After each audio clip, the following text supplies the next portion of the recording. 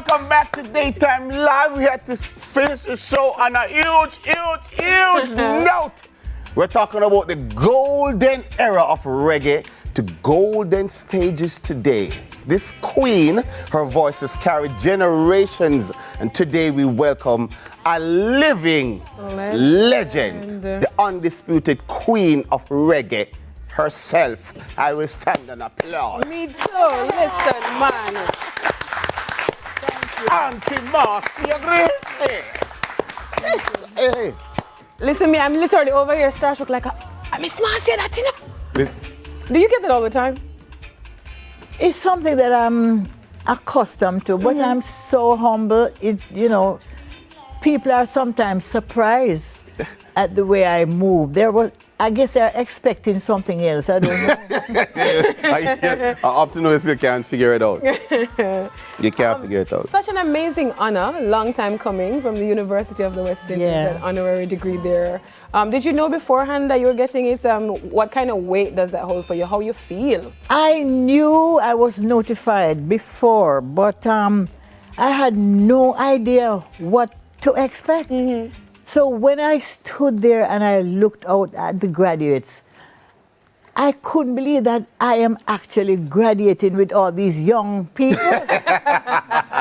So I thought that was such a privilege to stand alongside these other young graduates. And it just did something to me. And then to hear the university choir doing my songs is the most beautiful harmonies I've ever heard. Because even before I went in, when they were doing the national anthem, I said, what a sweet choir. Mm-hmm. They were so beautiful and every harmony was just in place. So when I heard them doing my song, they did a tribute to me, 4 songs. Mm-hmm. And can I tell you that I sat there, I couldn't believe I was actually experiencing that moment. I had to pinch myself. Wow. Yeah. Honestly, This is yours. It was so overwhelming. There was so much love in the room.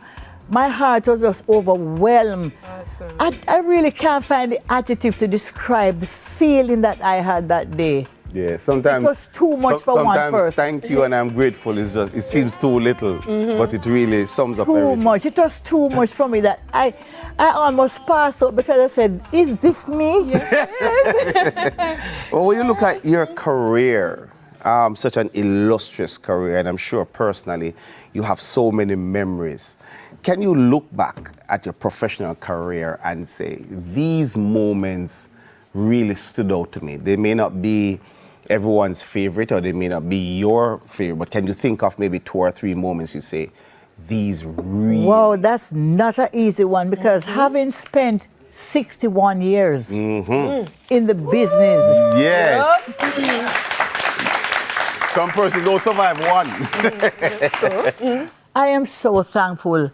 I could sit here and just tell you how much I love my Jamaican audience. It's too much. The love that I receive from them, I just give it right back. So it's an ongoing thing and I'm rejuvenated. When I walk on a stage, no matter how bad it is, whatever happened backstage, once I step on that stage, that energy and that love that I receive from my audience, it just rejuvenates me instant. So I love them. But back to the question, there are so many different beautiful moments that I've experienced. Not to mention the ones with Bob Marley and Sister Rita and Sister Judy. Yes. 3 little birds. So you're officially 3 little birds now. Yeah. There were some real beautiful moments that I've had. And I have said it here, I think, I will never ever forget the moment on stage. I am happy that I gave this man flowers while he was alive. He didn't have to pass for me to say, wow, he was a great man. I knew who he was. He was just different from everyone else. He spoke different. He did everything different. And I remember that night, I was 7 months pregnant on stage, dancing up a storm. lively up yourself. So, you know, we have to be dancing. And immediately after that song, No Woman No Cry started. And he put his guitar down. And can I tell you, when the song was finished, all I saw was some Peony Wally. I don't know if these young people know what Peony Wally is. Yeah. But some lights dangling, and I know that this was passing out time. So I held on to Sister Rita's dress, and I said, Rita, I'm going to faint. And trust me, just the whole place got dark because I think I overdid myself. And my stomach was stiff, and I hold on to a skirt because I know I'm going to fall, and I don't want to fall. And before I could reach the ground and I know that this is fainting time, I felt an arm around my shoulder, and it was Bob. He wasn't looking at us. It was just a vibration that I cannot explain. Something wrong with the bird. He just felt that something, and he walked slowly over to where I stood, put his arm around my shoulder, and he was just doing ad-libs about mothers and children all over the world. And he walked me away from where I stood, center stage. I was instantly rejuvenated, and I said, how this man could know what was happening at that time. Energy, man. Energy. I mean, I'm sitting here saying it, and it sounds simple, but no, it's much more than that. It's a beautiful, and not to just experience it, to witness it, but to be there.